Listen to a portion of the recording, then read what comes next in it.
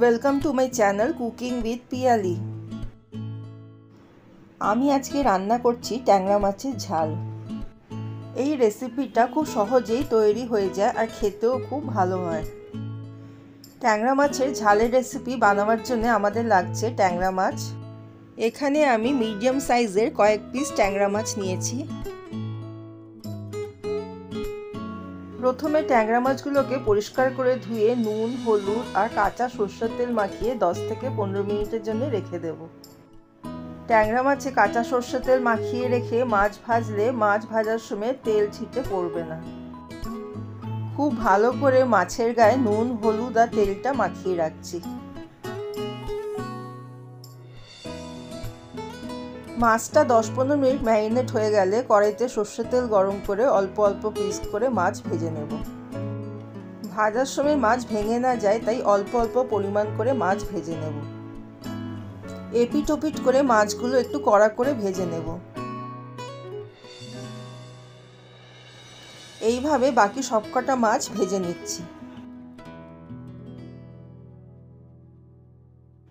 মাছগুলো ভাজা হয়ে গেলে একটা প্লেটে তুলে রেখে দেব।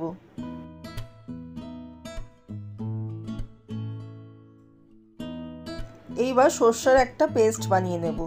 সরষের পেস্টটা বানাবার জন্য বড় চামচে 4 চামচ কালো সরষা নিয়েছি। এতে দিয়ে দেবো 5-6 পিস কাঁচা লঙ্কা আর সামান্য একটু নুন। কাঁচা লঙ্কা আর নুন দিয়ে সর্ষে বাটলে সর্ষে তেতো হয় না। সর্ষেটা ভালো করে বাটার পর ছাঁকনি দিয়ে ছেঁকে জলটা বের করে নিয়েছি। আবার কড়াইতে সর্ষের তেল গরম করে 1/2 চামচ কালো জিরা ফোড়নে দিয়ে দেব। কালো জিরাটা ভাজা হয়ে গেলে 3-4টা কাঁচা লঙ্কা চিড়ে দিয়ে দেব। কাঁচা লঙ্কাটাকে একটু ভালো করে ভেজে নেব যাতে কিনা কাঁচা লঙ্কার ফ্লেভারটা তেলে চলে আসে। এবার আগের থেকে তৈরি করে রাখা সর্ষের জলটা দিয়ে দেব। সর্ষের ঝোলটা একটু ফুটে উঠলে দিয়ে দেবো পরিমাণ মতো নুন। নুন দেওয়ার সময় খেয়াল রাখতে হবে সর্ষেটাকেও আমরা নুন দিয়ে বেটেছি। আর দিয়ে দেবো 1/2 চামচ হলুদের গুঁড়ো আর 1/2 চামচ কাশ্মীরি লঙ্কার গুঁড়ো। ঝোলটা কিছুক্ষণ ফুটিয়ে ভেজে রাখা মাছগুলো দিয়ে দেব। মাছগুলোকে ঝোলের সাথে ফুটতে দেব।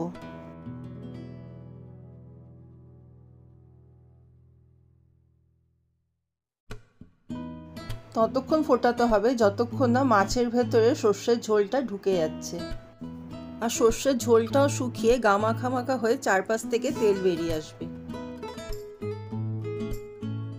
কিছুক্ষণ ফোটার পর সর্ষের ঝোলটা ঘন হয়ে গেছে আর চারপাশ থেকে তেল বেরিয়ে এসছে।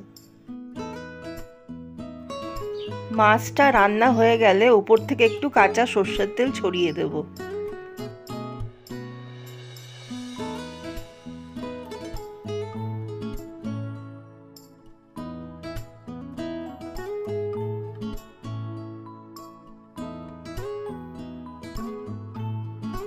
দু-তিন মিনিট ফোটার পর লাস্টে একটু ধনেপাতা দিয়ে রান্নাটাকে নামিয়ে নেব। ট্যাংরা মাছের এই রেসিপিটা গরম ভাতের সাথে খেতে খুব ভালো লাগে।